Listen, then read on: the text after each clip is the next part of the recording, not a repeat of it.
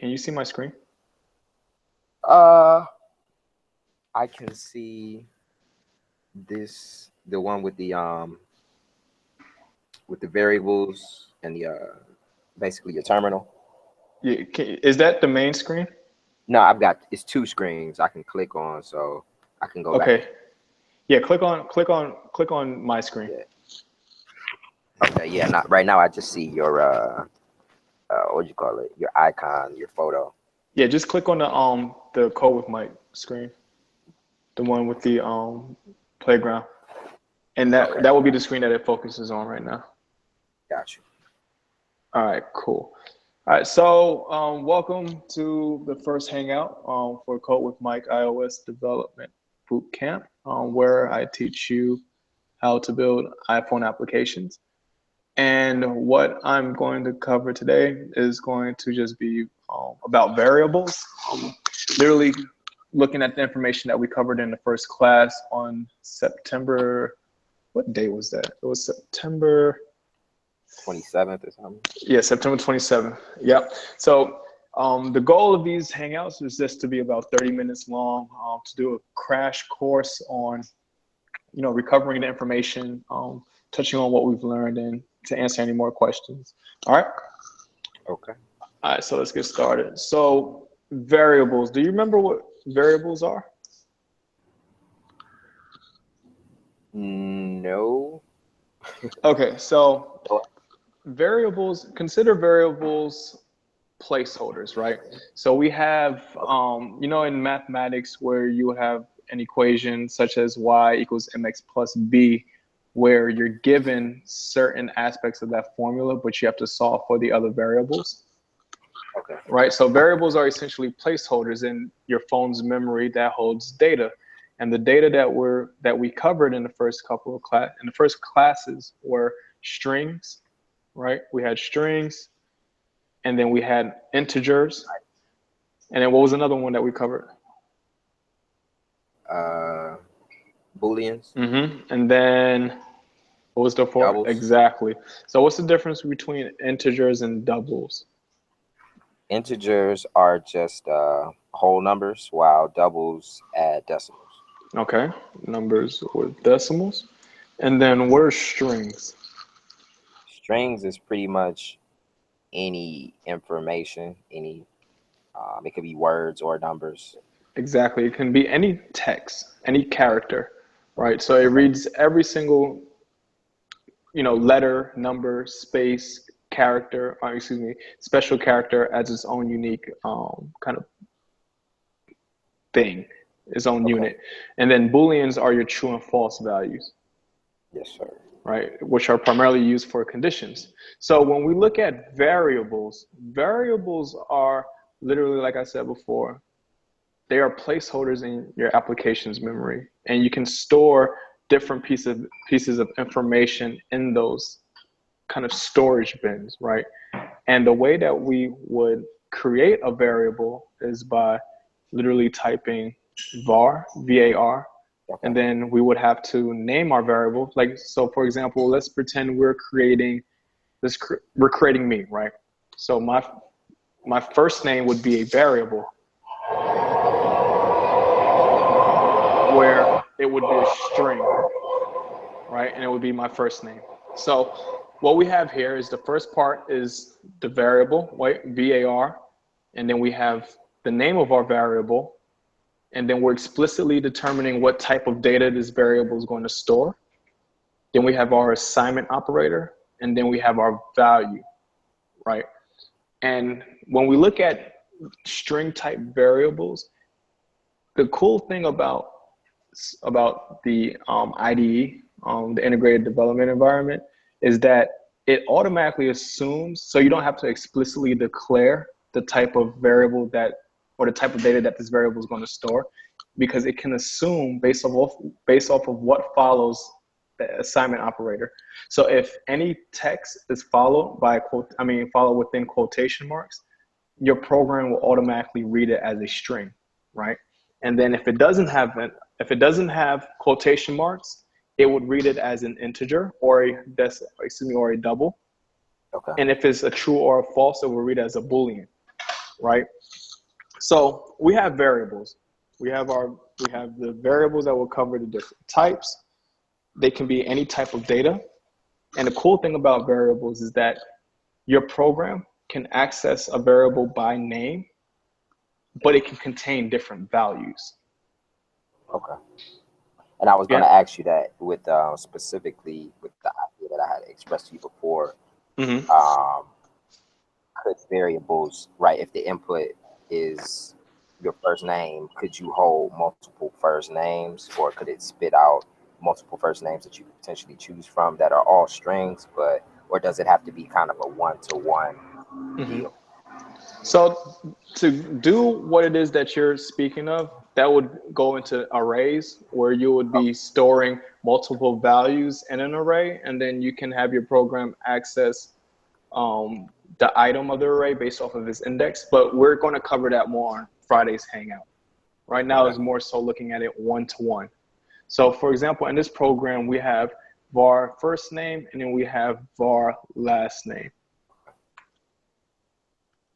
Based off of what you see, what is the difference between how I declared my last name and I declared the first name variable?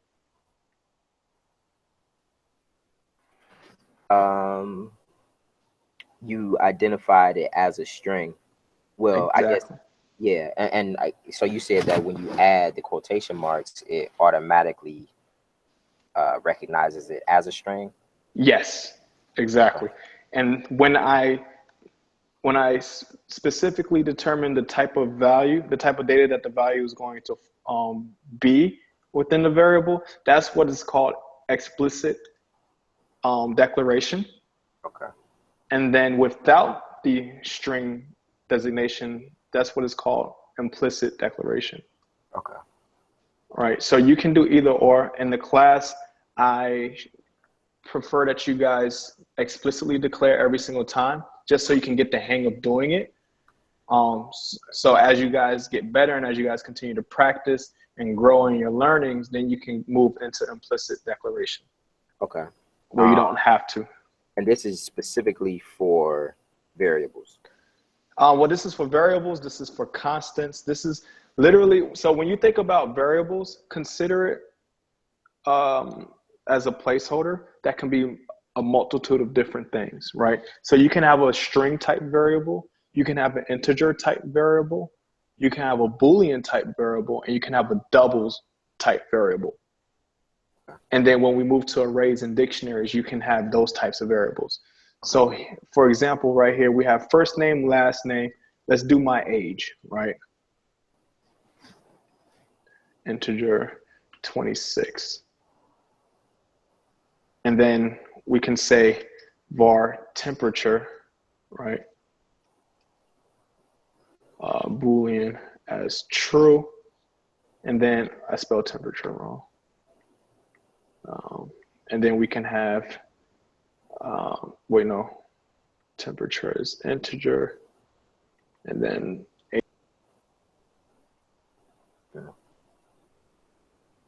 Got you. Okay. Then we could say var is hot as Boolean to set it to true, right? So what we're doing is essentially we're saying we're creating a program that's going to take all these inputs, right?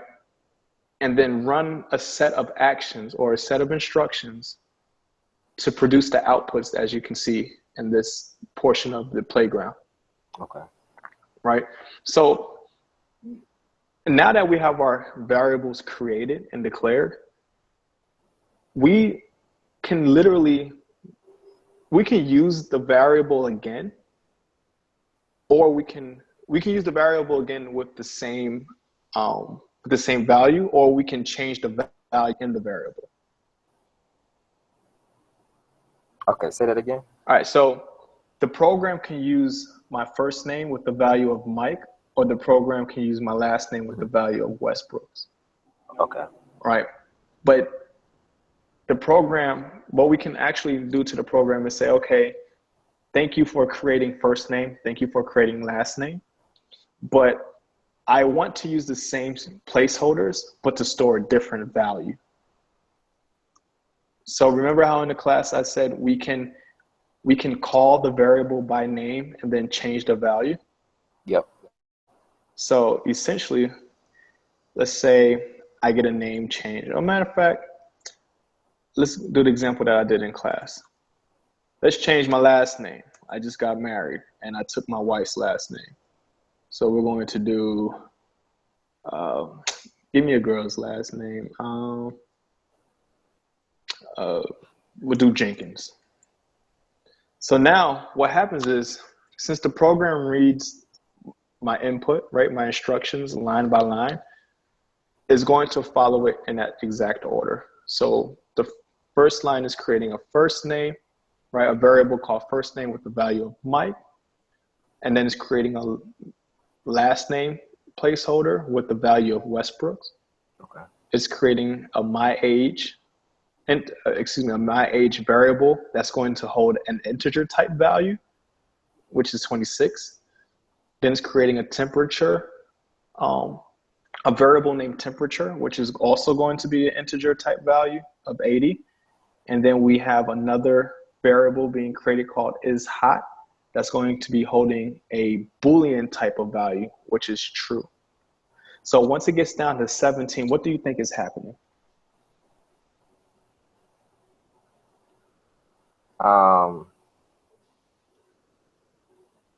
That's interesting, man. I guess I'm noticing that you didn't type in the variable. You didn't identify it as a variable.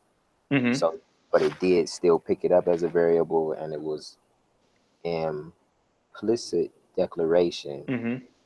So I'm not really sure how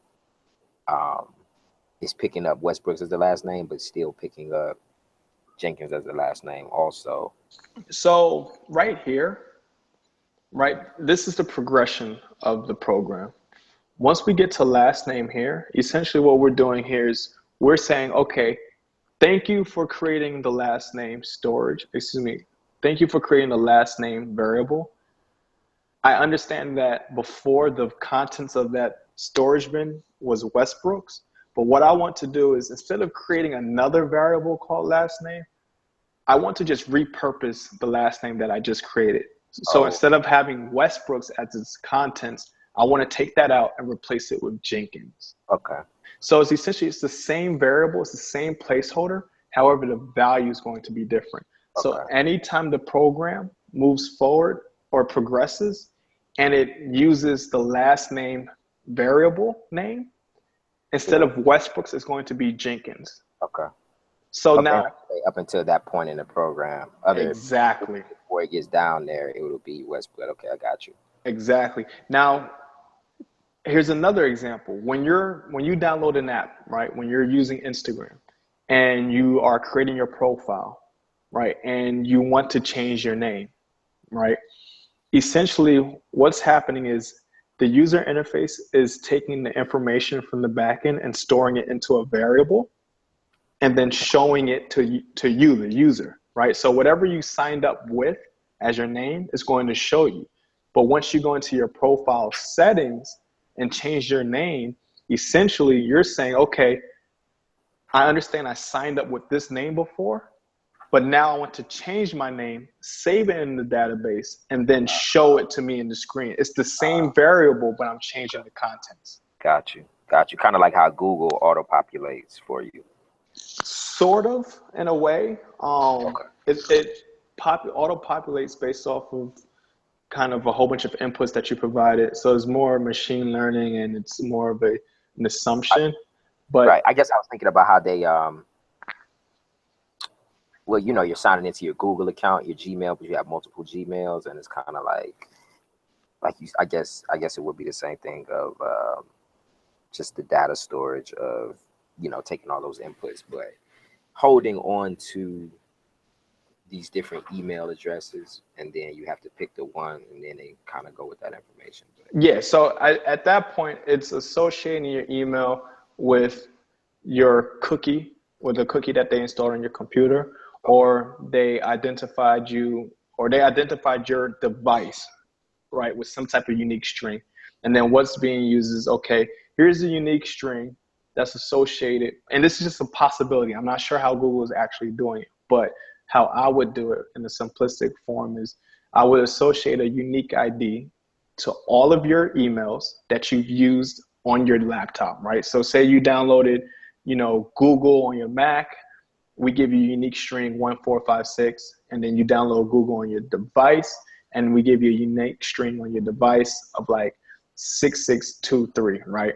So what happens, we'll store those unique values and they will all be associated with your email address. So every time you go to open up your application, it will always provide to you the names associated with that unique string, which is why kind of this experience is kind of seamless.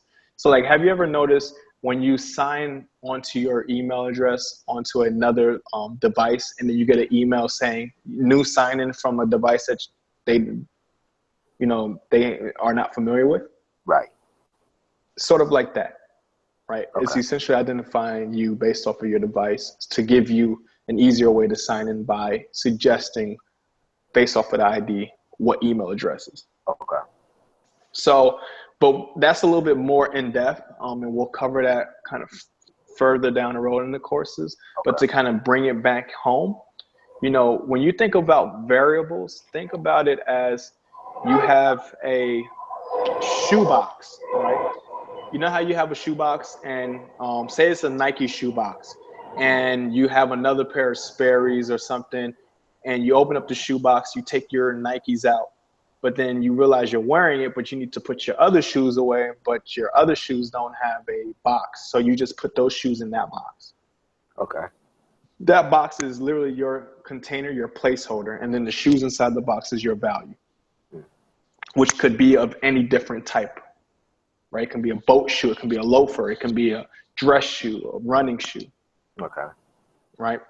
So in technology or in coding, the way you would read this line, right, line 11, is, okay, hey program, let's create a variable and let's name it. Let's create a place in memory called last name. And what I'm going to do is I'm going to fill it with string type values. And the first string type value that I'm going to store it with is Westbrook's. And once I get down to last name, I'm going to take Westbrook's out and store it with Jenkins. Okay. How does that sound? Does that sound good? Yep. You have any questions so far? Nope. The analogy worked with the shoebox, like you say, it can hold whatever, but the contents will depend upon, like you say, whether you want it to be. And so I guess with the analogy of the shoes, would the different shoes, would those be different variable types? Yes. It would be boat shoes, loafers, running shoes, dress shoes, and each type of shoe will have its own purpose, right? Why would you wear dress shoes? If it's a, formal occasion, why would you wear sneakers or, running shoes if you were going to run and stuff like that? So each variable type has its own use. So like with strings for showing text, integers, calculating, doing mathematical equations or functions, whole numbers, true or false Boolean to do conditionals, right? Remember the analogy I used in class? If it's hot outside, to determine how hot it is, if it's 80 degrees or above, then don't wear a jacket. But if it's not, then wear a jacket, right? Those are the conditional outcomes based off of a condition being met. Okay. And then we have doubles, which can be used as, I want to create an algorithm that's going to, what's that? Hey, that sound, I don't know what that is. Yeah, I'm outside. That's the train.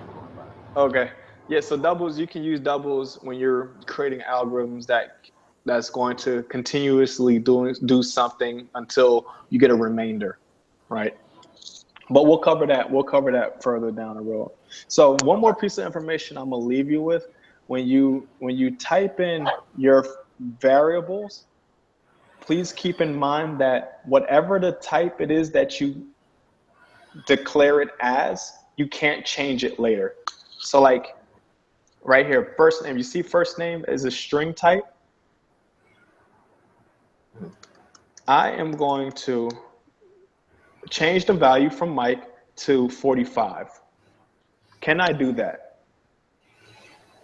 No, Why can't I do that? because you already identified first name as a string variable, and now you're trying to change it to an integer, and it won't be able to do that. Exactly. It'll be able to change it to another string, but not an integer. But what if I wanted to change first name into 45, but as a string? What would I do to that 45? Spell it out. I could spell it out, or remember, I could put Oh, anything in quotations. true, It will turn true. into a string. Got you. Oh,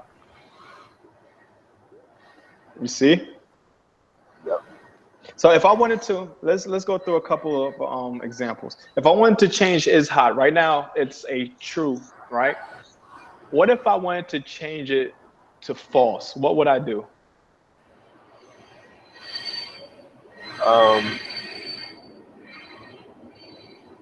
Say it's not hot. Yeah, so I have a Yeah. declared variable is hot as true. What if I wanted to change the value of is hot to false? Oh, would you change the temperature? Go back to No. the um,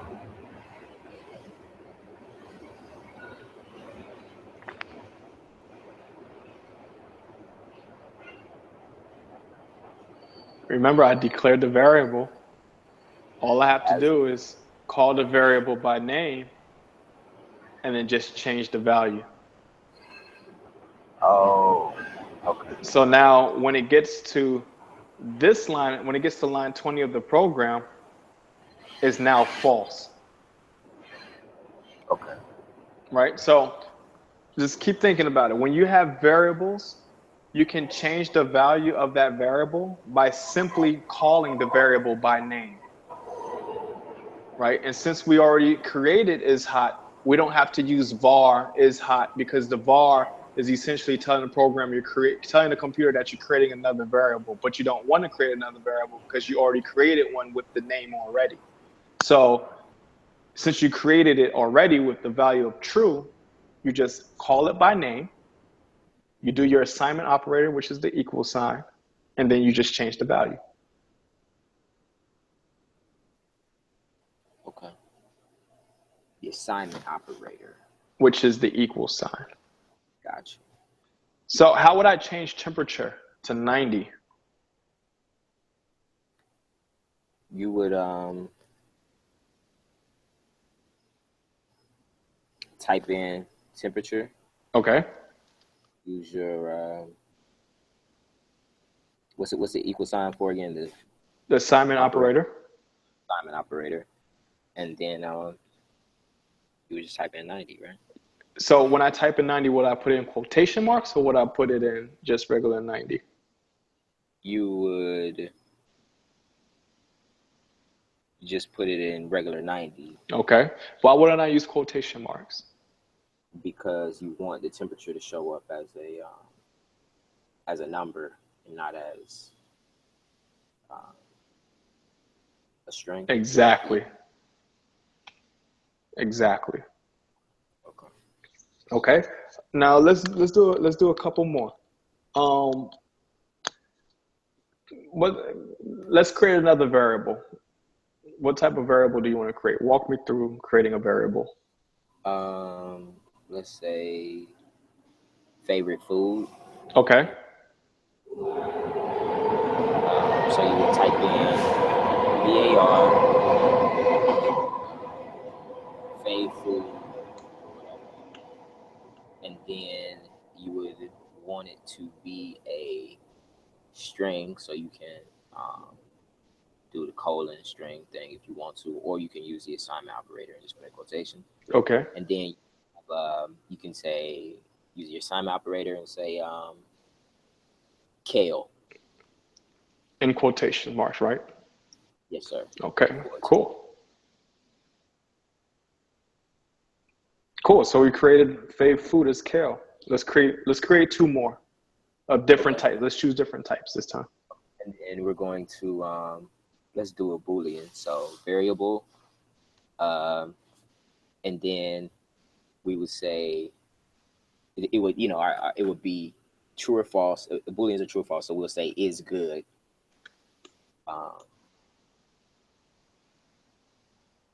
And then the, what do you call it? The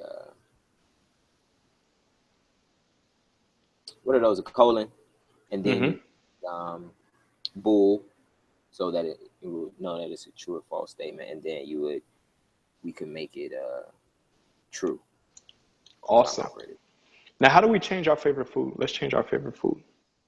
So you go to, you just type in fave food, and then assignment operator, and then you would change it to, you'll use quotations, pardon me, so that it'll identify it as a string, and then you could change it to chicken. Awesome. Cool. So how is it coming along so far? Man, everything's good. Everything's good. Like, you know, it's repetition is everything. Just got to keep practicing. This is why I keep stressing for everyone in the class to, you know, interact with each other on the Slack or just outside of the classroom, because you got to practice this. The more you become familiar with the syntax of how you declare variables, how you write them out, the more it becomes second nature, right? It's like practicing your penmanship. You have to keep practicing until you get it right. But I hope that it's becoming more conversational, right? So as you're reading the lines of code, it's becoming something more like, okay, I understand what it's doing. You know, because, you know, let's walk through it one more time. Like for fave food, you're saying, okay, hey, program, I want to create a variable called favorite food. I know that it's going to be a string type, and here's your value, kale. So moving forward, if I want to change my fave food, I can just access this placeholder and then just change the value as long as it's a string type.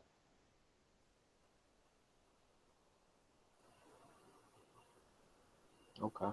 So what I recommend you do is to go to, if you type in Google, remember the IBM sandbox thing that I showed you guys? Yeah. All right, so go to your IBM sandbox, IBM Swift sandbox. Essentially what this does is allows you to write your Swift code on your Windows laptop without having to download Xcode. Okay. And then what you can do is you can practice writing your code out, and then when you get to Xcode, just import your code or just copy and paste it. Okay. Does Code Academy teach Swift?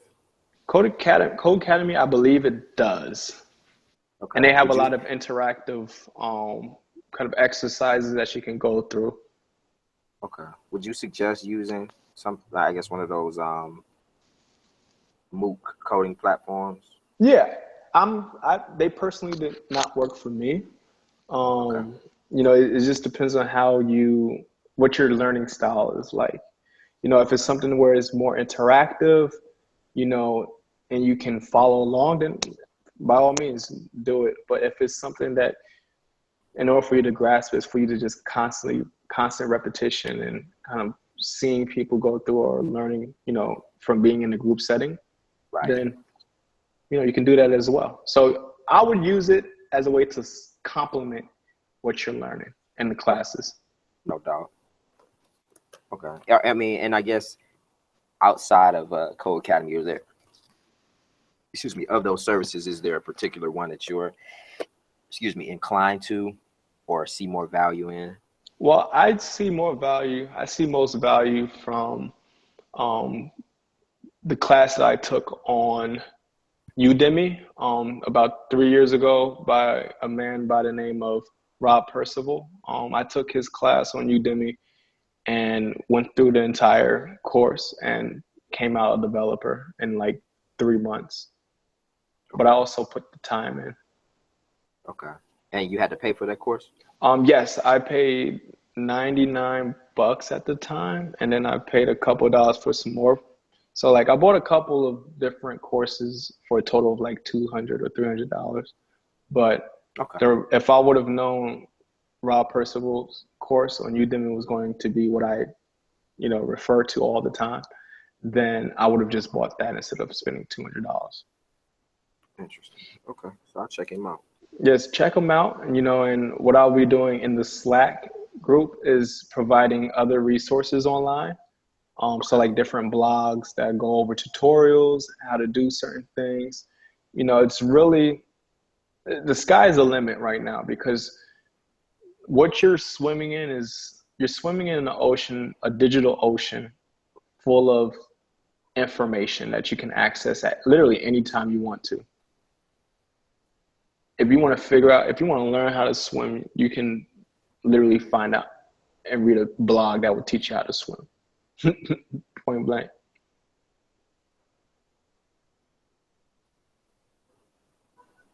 Okay. Man, I certainly appreciate you taking the time out. And I'm looking forward to that Friday course because I missed this past Saturday. So yeah, no doubt. That'll certainly help me out. And I'm really interested in this. So again, man, I can't thank you enough for providing this resource and the effort that you put into conveying this information. No doubt, my man. No doubt. Word up. Heck yeah. So if you have any questions, feel free to email me, call me. Okay. Tomorrow we'll be doing another one on constants. Yes. Which are the opposite of variables. Okay. And then Wednesday we will be doing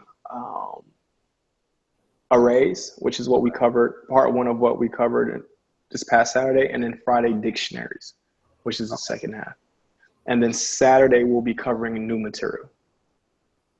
Gotcha. Okay. Well, yeah, man.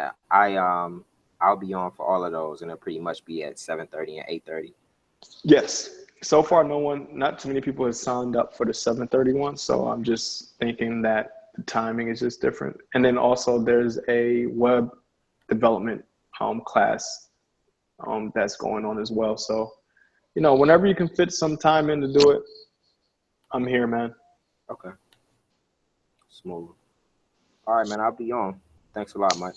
No problem. Thanks for, coming through to the classes. Thank you for, putting in the work that you are putting in, and I thank anyone else that's on this video, that's watching this video that might not be here right now or kind of logged in. But yeah, I hope you guys find value from this information and continue to grow from it.